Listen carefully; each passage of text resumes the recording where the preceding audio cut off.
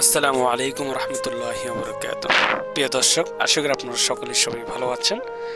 আলহামদুলিল্লাহ, এই মুহূর্তে আমরাও ভালো আছি। তো আজকে আমরা যে বিষয়টি নিয়ে আলোচনা করতে যাচ্ছি, যে একটি বিবাহ বিষয় সম্পর্কে নিয়ে আলোচনা করতে যাচ্ছি। তো আপনারা জানেন যে ইতিমধ্যে আমরা যারা বিয়ে শাদী করতেছি, তো সংসার টিকে রাখার যে জিনিস, এই জিনিসগুলো মানুষ কয়জনে ধরে রাখতে পারে?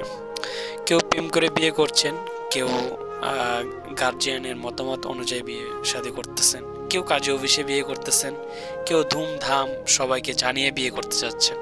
কিন্তু কিন্তু আমরা কি একটিবারের জন্য কি একটু খেয়াল করে দেখেছি যে আমার মেয়ে বা কিংবা আমার ছেলে যার হাতে তুলে দিচ্ছি, আদৌ সে ভালো থাকতে পারবে কিনা, বা সে মানুষটি কেমন, এগুলো আমরা যাচাই বাছাই করি না।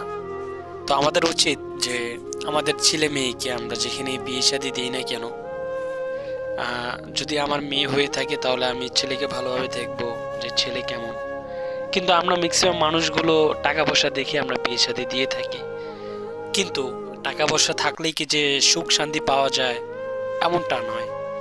আবার যার টাকা পয়সা নাই তার কাছ দিলে যে আমার মেয়ে অসুখী হবে, এমনটাও নয়। তো বরঞ্চ সুখ শান্তি পেতে হলে আল্লাহ তাআলার কাছে চেয়ে নিতে হয়, এবং সে মানুষটিও ধার্মিকতা থাকতে হয়, এবং মন মানসিকতা থাকতে হয়। মানুষত্ব বলে যে একটা মন আছে, সেই মন মানসিক তার মধ্যে থাকতে হবে। এখন মানুষ তো আমরা সবাই, কিন্তু মানুষত্ব মনগুলো যাদের মধ্যে নেই, তারা তো একটা মানুষের কষ্ট বুঝতে পারবে না। সো আমরা ছেলে মেয়ে যারা আছি, বা যারা পুরুষ মানুষ আমরা যারা আছি, আপনার যদি আপনার ওয়াইফকে যদি ভালো না লাগে, তাহলে আপনি তাকে ডিভোর্স দিয়ে দেন। অন্যথায় তাকে অত্যাচার এগুলা করার কোনো মানেই হয় না। তো বরঞ্চ কি জবাব দিবেন আল্লাহ তাআলার কাছে? আপনার দ্বারা যদি আপনার স্ত্রী যদি খুন হয়ে যায়, মৃত্যুবরণ করে, তখন আল্লাহ তাআলার কাছে কাল কিয়ামতের দিন কি জবাব দিবেন? বরঞ্চ একদম সুন্দর সহিভাবে একটা কথা আছে, কোরআন হাদিসের কথাও যদি বলেন, তাহলে আমি যদি বলতে চাই, তাহলে যদি আপনার স্ত্রীকে আপনার যদি পছন্দ না হয়ে থাকে, তাহলে আপনি তাকে ডিভোর্স দিয়ে দেন। তাও তো আপনার হাত থেকে সে তো একটা প্রাণ তো ভিক্ষা পেল। কিন্তু আপনি যদি অন্যথায় যদি তাকে মেরেই ফেলেন, তাহলে আপনার লাভ হলো কি বলেন?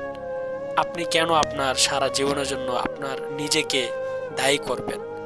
আপনি অথবা তাকে মেরে ফেললেন, অন্যকে বিয়ে করলেন, কিন্তু আপনি কি আপনার হাতে যার খুন হলো, বা আপনি যাকে মৃত্যুবরণ করলেন, বা আপনি যাকে মেরে ফেললেন, আপনি কি সেটা কি সারা জীবনের জন্য কি ভুলে থাকতে পারবেন?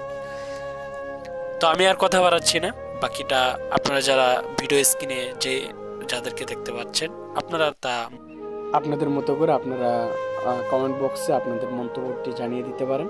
তো আজকে ভিডিও আমাদের এই পর্যন্তই। সকলে সুস্থ থাকুন, ভালো থাকুন। পরবর্তীতে আবার দেখা হবে অন্য একটি ভিডিও নিয়ে। আসসালামু আলাইকুম রহমতুল্লাহি ওয়া বারাকাতুহু।